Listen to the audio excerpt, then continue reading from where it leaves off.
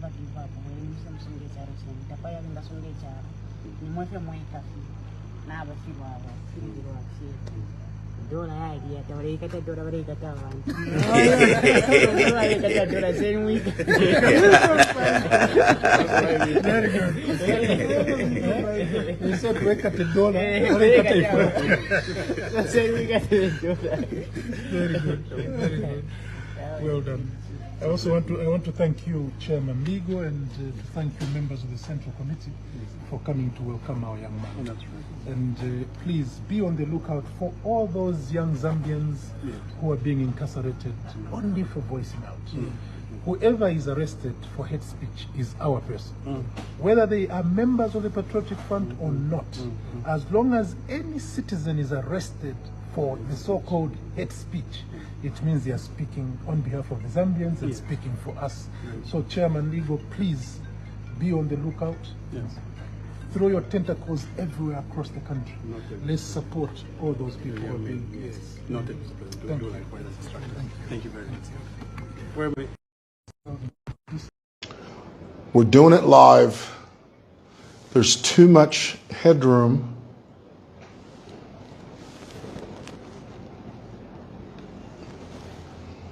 Yeah, how about that?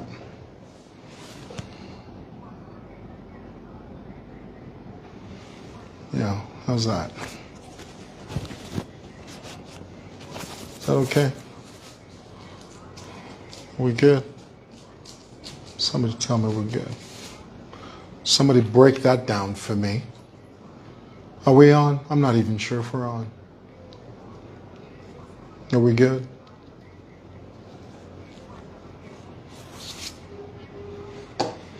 Guys, I'm not going to flinch until you tell me we're on. How's the lighting? Because, you know, I can never get the lighting right. Today it's great, tomorrow it's not so good. Joseph Chishimba, so good to see you. Please tell me in the comments. Guys, are we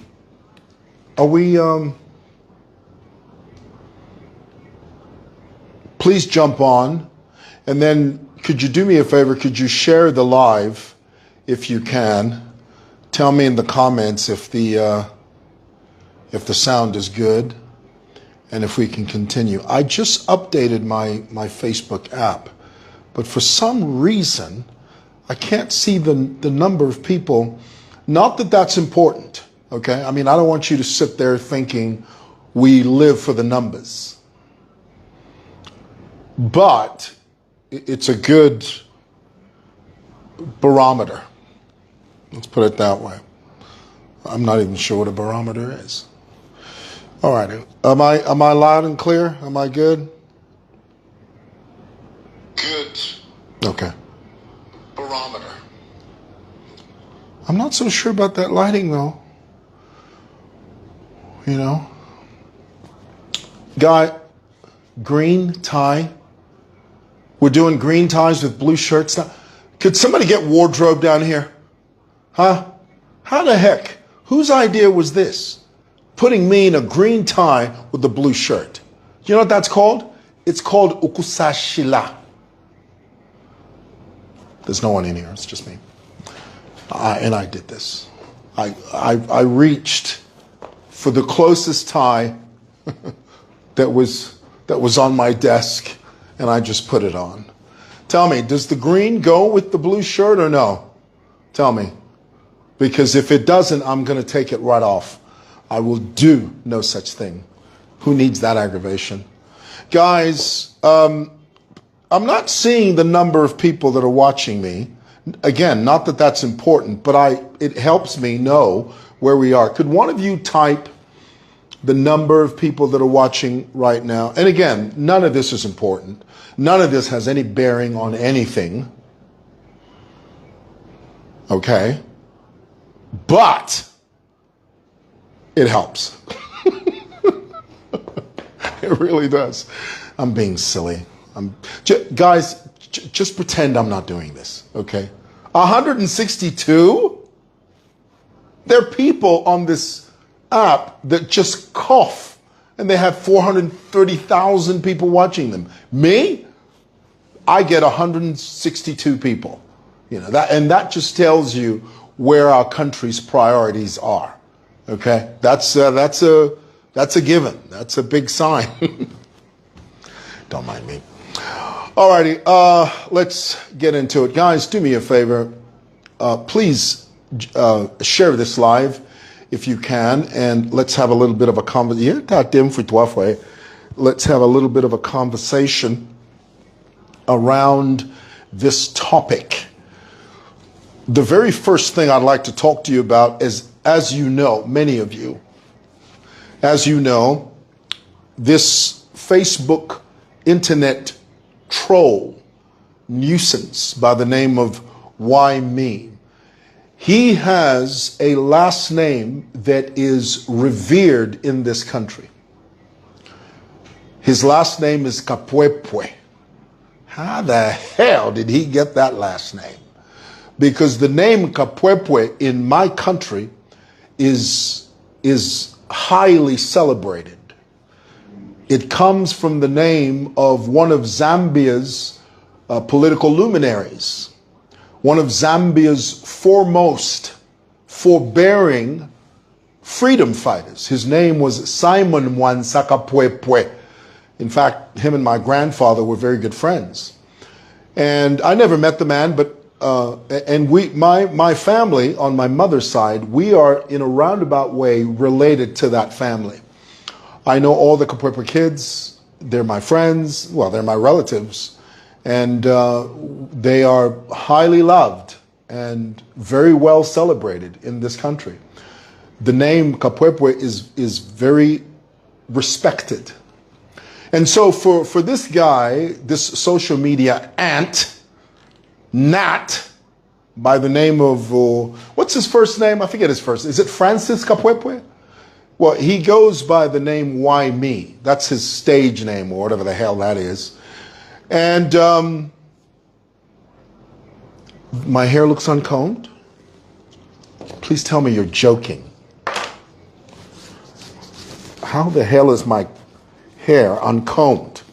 I'm not going to have that. Are you serious? Tell me you're joking. Tell me you're kidding. How's that? Is that better? Tell me it's better. Tell me. Are we good now?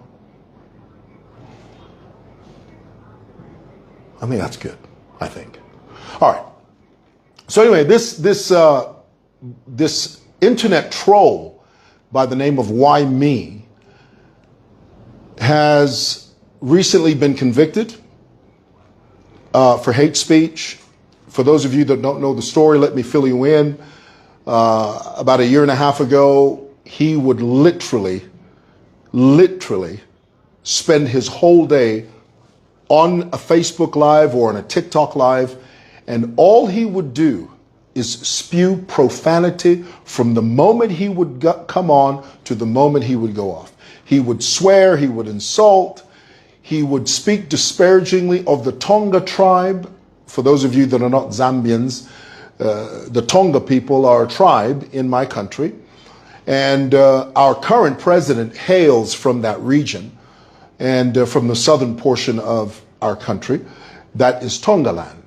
It's Zambia, but Tongas are from that region, from that province, southern province. Well, this guy, so-called Why Me, for some reason, I don't know what possessed him, the devil, demons, imps, whatever it is, decided to make it his life's mission to insult the Tonga people. And he did it with such ferocity. He did it with such impunity that to listen to him was like taking a sip of sewer water. It was like wading and dipping in water that was contaminated with urine and feces. Listening to him talk was one of the most repudiating, one of the most repugnant experiences that you could ever have. And you couldn't stomach listening to him. But unfortunately in this country, there are people that find that entertaining. There are people that find that humorous. There is nothing humorous about disparaging another tribe. Those words are venomous. And we always cite, all of us, we always cite the debacle and the 100 days of horror in Rwanda. Rwanda's genocide began because of someone speaking, someone talking disparagingly about one tribe over another. That's what landed those people in trouble. Do you know that as we speak now, I constantly say this, and I will never tire of saying it. If you go to Rwanda today, do you know that you cannot utter the names of the tribe? You can't say Hutu, you can't say Tutsi. They will arrest you. Why? Because they have come from a history that had an environment where people spoke negatively about one tribe over another. This current president, call him what you want, I love him. Yes, he's not perfect. And yes, I disagree with that stuff going on over there in Goma, Congo. I disagree with that war. But as far as his people are concerned, as far as the people of Rwanda are concerned, he has made it his life's mission to transform Rwanda. And one of the ways he decided to do it was from the time he took over, the new Rwanda has amazing laws. You cannot say Tutsi, you can't say Hutu. You get arrested. Because they know the implications of that. Here, Nikuno Tuangala, in Zambia, thank God we have a legal digital social media framework. If you operate outside of that framework and someone reports you to the police, they arrest you. You know, in other countries, I hear this talk, no, free speech, no, man, free speech is not all that it's hyped up to be. Free speech is not always good, you know, because, I mean, free speech is what landed Rwanda and the problems that it had. So every country has its own norms, its own culture, its own unique way of doing things, its own idiosyncratic personality quirks that are unique to that country. So don't come here to Zambia, start telling us, no, you Zambians, you must allow people to insult the president if they want. No, that's un-Zambian. You can do it in America, but you can't do it here. You can't, and we don't embrace that. It is against our way of life, regardless of what president it is, whether it's Balungu, Bakaunda, Bachiluba, Mwanawasa, whoever.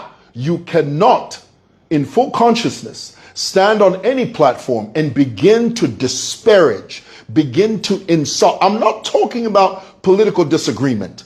That can at least be understood, if not condoned. Political disagreement is normal. What I'm talking about is insolence, insulting, swearing, using profanity in relation to the head of state. That should not be tolerated because it is un-Zambian. So this guy, you know, he was doing that, and then finally they arrested him. When they arrested him, he was held in prison for quite some time because he didn't have anyone that could sign for him as a surety. In my country, if you're arrested and your offense is bailable, the only way they let you out is if what we call two working sureties. What that means is two people that can vouch for you, two people that have a fixed abode, they are gainfully employed, they are traceable, they have some level of credibility, but you need two of them, okay, not just one. So when you're arrested and your offense is bailable, your offense, you can be released pending trial. Two people, two working sureties have to come, sign for you, and commit to the court that if you don't show up, those working sureties get arrested. So you have to make the working sureties have to ensure that when they put their neck under the guillotine, that you are not going to run away. Because if you run away, guess who stays and bears the brunt? the sureties. So he needed 2 sureties. Not a single person came forward except Miles Sampa. And the only reason Miles Sampa went and offered himself as a surety was because he knew a second person wouldn't show up. Miles did that for political gain. He did it for political expedience. He did it to show you that, oh, I've got a heart and this guy he's in need. And my daughter, Miles says, is a big fan of his, which doesn't make any sense to me because Miles's daughter, there is no way Miles's daughter can be a fan of a tribalist. I totally disagree with that. I don't believe that one iota. There's not a bone in her body that could even look and listen to the insults that were coming out of that guy's mouth. So Miles offered himself as a surety, but the only reason he did it was because he knew a second person wouldn't show up. And the second person didn't show up. And of course, they wouldn't let him out. They wouldn't let this guy, this character, Why Me, out because the second person didn't show up. So his trial continued, and then finally he was found guilty. He was sentenced to 12 months in prison and his hard labor, 12 months in prison with hard labor. But the court said, well, since you've been in prison for so long, we'll count this as time served. My understanding is that he's going to be released. Now, here's the thing. Because he has a track record of tribalism. Now, you got to remember, this guy is very defiant. There is not one repentant bone in his body. There is not one fiber of remorse in his anatomy. Not one. And you can tell that because not a single person came forward, apart from Miles Sampa, who's not even related to Why Me. Not a single person was willing to put their neck on the chopping board for this guy, which tells you he's a loner. He's a lone wolf. He does everything on his own. He's solo one. And because he's solo one, when he comes out of prison, if he, for any reason, even hints and breathes another tribal, anti-tribal sentiment, all it takes is one person to go back to the police and say, I was watching my Facebook channel and this guy came on and he starts insulting my tribe. When they arrest him again and they try him again, it's not going to be pretty. It's not. It's not going to be good. He's going to go, listen, the court is going to throw him underneath the bus. So when he comes out, and I guarantee you, he's the type of person that wants to show you that he's not affected by anything. And yet the truth is he is. He was there crying in court and prison. Oh, I want to come out. I want to leave. Joker. So he's going to do his thing. But we're going to be watching him, and the police are going to be watching him. The moment he peaks, the moment he breathes one tiny anti-tribal sentiment, Bwana wenda, wazakulonga iwe, uenda wendirato iwe. Tizakuchita kuipa. The court system is going to do you bad. All right. Secondly, what are we talking about? KBF. Guys, do you know this lawyer? He's a lawyer. He's a Lusaka lawyer. Notorious guy, you know. And there's something about him, it just rubs me the wrong way. Honestly, really. This is a guy that stood on the highest mountaintop and he disdained former President Lungu. He went on a campaign to talk negatively about our former President Lungu, called him a thief, called him a monger, called him everything. And then he tried to join. There was an alliance, for those of you that remember. Right before the UPND were voted into office, follow me, before UPND was voted into office, you remember there was an alliance. Several different parties came together along with the UPND to solidify the effort, the political war effort. When I say political war effort, what I mean is the effort to gain office through the ballot. 2021, the people of Zambia went to the polls to vote a brand new administration. And right before the 2021 polls, several different parties came together to form an alliance with the UPND, the United Party for National Development.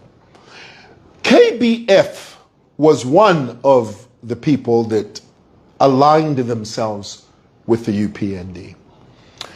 And a short time after that, we heard that KBF was no longer in the conclave. He was no longer part of that group. Well, come to find out, the reason he was no longer part of that group was there was a time he was using his association with the head of state to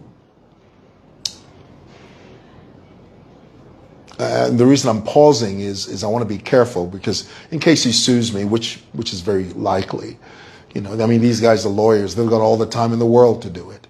But one of the reasons he decided, the main reason that the UPND decided to distance themselves from KBF was because when he was part of the alliance, he began to use his proximity to the head of state to gain favor with the corporate sector.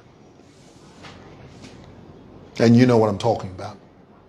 Budang, Chapa, Umuzulu. Huh? You know what I'm talking about? So he was using his proximity to the head of state. After being part of the alliance, it came to the knowledge of the head of state that KBF was using his proximity to the head of state to curry favor with the corporate sector. Umuzulu. When the UPND heard about that, they called him in and said, hey man, what are you doing? You're using your proximity to us to curry favor with the corporate sector in terms of Chapa. We can't have you close to us. The only reason you're part of this conclave is for your own personal gain. We can't have that. There's the door. That's how KBF left.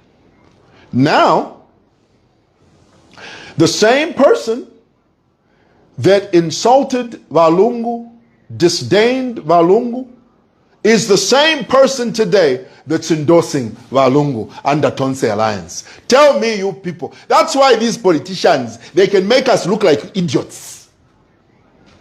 Former politicians, if. Eh? Forked-tongued dragons. Unprincipled leviathans. Despots, jackals, two-timers, snakes. How the hell are you going to insult Valungu on one hand and then go back and endorse him on another? Now listen, I don't think it's bad to disagree with a leader. You know, when you go into an alliance, I don't think it's wrong to even publicly say, well, you know, I think this policy might be this, that, and the other. But I think it is reprehensible for a person like KBF to insult Lungu, to insult former and sixth President Edgar Lungu in one breath, and in the very next breath endorse him. You snakes, you jackals, you leviathans, you vagabonds, you despots.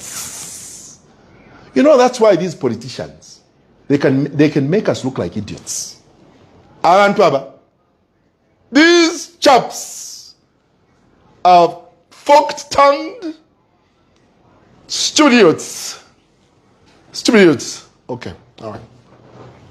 The last thing I want to talk to you about is Millie.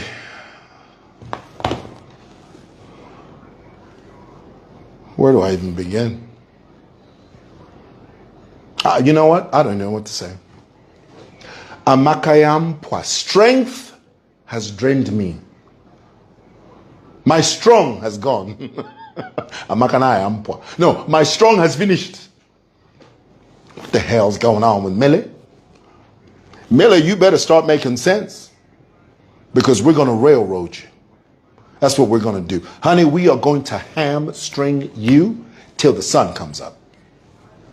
You better start making sense. You better start explaining to us why the hell Kachanana has decided to distance herself from you. She's starting to talk about how this whole thing was staged. Staged? Stunt? You better start, and you got till noon, Monday afternoon, to explain yourself. If you don't, honey, all the gloves are coming off. We're going to take you down to Chinatown. You know where Chinatown is? That's exactly where we're going to take you. We love you, Millie. We love you. We do. But please, from now on, don't share those things with us, okay? If you want to share your personal life, just send us a text. Send us each, DM us. Just go in your DM and say, hey, I got somebody, and then it stays there. Do not put it on social media. All right. Love you guys.